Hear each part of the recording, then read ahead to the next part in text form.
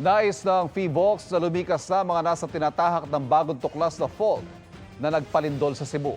May pangangailangan din ngayon para sa breast milk. At nakatutok si Nico Sereno ng GMA Regional TV. Ang gatas ng ina o breast milk para sa mga sanggol kasama sa mga pangangailangan ngayon matapos ang magnitude 6.9 na lindol sa Cebu. Kaya may inorganisang donation drive para sa breast milk na mula sa lactating mothers. Hamon nga lang ngayon ng mga organizer ang logistics. Ang breast milk, manggod ma'am, it's very delicate. Lisod kayo siya i-transport sa na karon na labi ka traffic. Like, padungin ko mag 9 hours imong biyahe. O niya, kuan biya na ang larabiya na kanang pila ka hours ang ato ang kanang breast milk. Pero nato sa akong formula.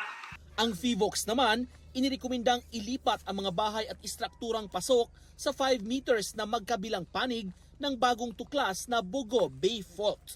Nire-recommend namin within the 5-meter buffer zone, 5 meters to the left and to the right, yun po yung nire-recommenda namin na huwag na magtatayo ng struktura.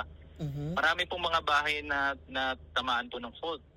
So, sana huwag na po silang huwag na bumalik muna yung mga residente sa kanilang mga bahay na natransect na po. Ayon sa chairman ng barangay na Ilon sa Bugo, kung saan 200 hanggang 300 bahay ang nasira, susunod daw sila kung iutos ang paglikas.